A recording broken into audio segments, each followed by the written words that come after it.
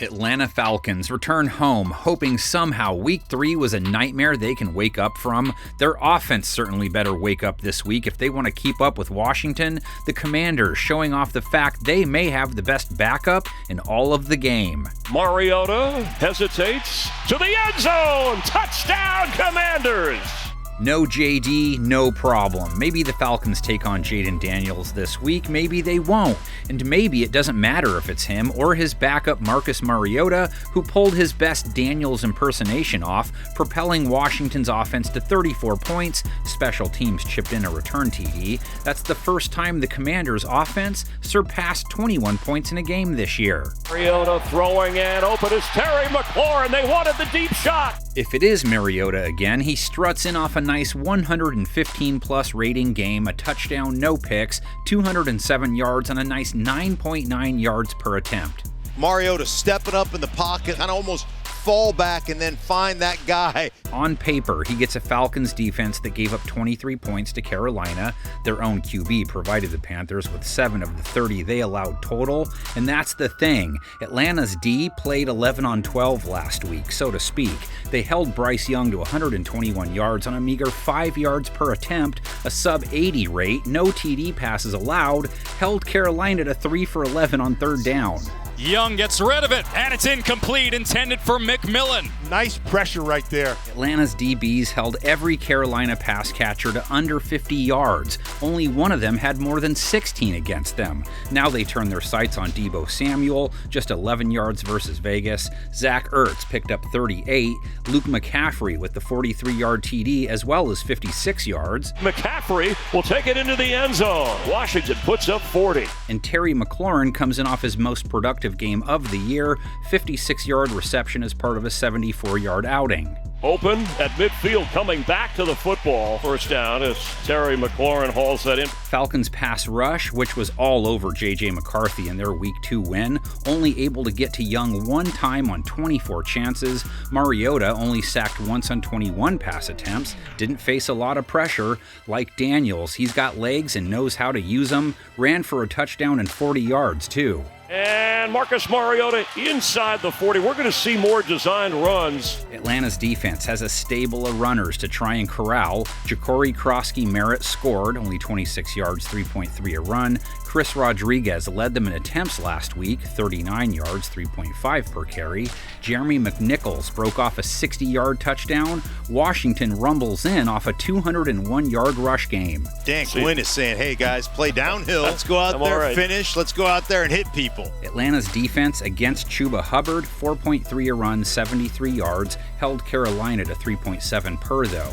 Rise up, not overly concerned about their defense, but the alarms surrounding Michael Penix are starting to get louder. He's trying to snap a 2-game dud streak, 172 yards versus Carolina, under 5 yards per attempt, a 40 rating, no touchdowns, 2 picks. Penix looks, passes intercepted! That was just a disaster. Penix's play hampering their offense, which didn't score a single point against a Carolina defense that had given up 26 and 27 points the first 2 weeks. Not a single trip to the red zone last week. On third down, Penix backtracking, passing incomplete. Maybe Penix finds some success against Washington's defense. It looked really good most of the game against the Raiders. Didn't quite lock it down after they built up that big lead. So walk in after giving up 289 yards on a hefty 10 yards per attempt to Geno Smith, 3 touchdowns, a rating allowed over 132. Going deep, in for the touchdown. Just confusion in the back end there. Their secondary gave up 3 touchdowns and 145 yards to Trey Tucker, gave up 63 yards to Jacoby Myers. Cast of characters they line up across this week: Ray McLeod, 20 yards in their loss to Carolina. Kyle Pitts, 39 yards. Darnell Mooney went for 44. Penix connects across the middle. Darnell Mooney. Mooney, 11 targets to come up with those yards. Drake London got 8 looks, cashed out with 55 yards. Penix throws and hits London. That's a really good design. We did see a little Captain Kirk last week. Penix can't afford too many more games like last week's, or we may see the return of Cousins. And it wasn't that Penix faced crazy pressure from Carolina's front. He didn't take a single sack on 36 pass attempts, and he only got hit twice. Their line now dukes it out with a Commanders pass rush that signed off 5 times versus Vegas. Bobby Wagner, 2. Dorrance Armstrong with his 3rd in 3 games, and some corner named Vaughn had his first full sack in the burgundy and gold. Miller looks funny wearing 24. Smith will be sacked. Von Miller. That's what he does. Atlanta's rush attack. Bijan Robinson, 72 rush yards, 13 attempts, 5.5 per carry, added 39 yards through the air. Penix keeps it short with Robinson, who has the first down and more. Robinson across midfield. And Nathan Carter comes off a 46-yard day, 6.6 a run. They've toked it well enough the last 2 games. They go right back to the ground, right back to Carter, who finds a tunnel. Commanders didn't have any trouble with Ashton Genty. I mean, no one really has so far. Still, held him to 3.7 a carry after holding Josh Jacobs to the same low average. Ashton Genty will lose yardage here. 3 Commanders with help from Moore. Washington beat Atlanta in OT last year to run their streak against them to 4 straight wins. They beat them the very first time they ever met, too.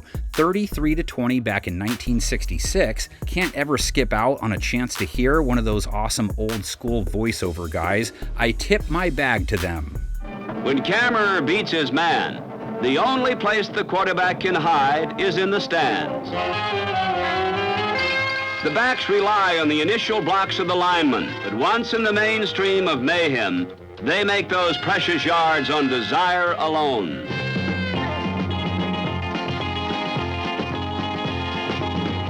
Flaring out of the backfield, he was a fourth end and a linebacker's nemesis.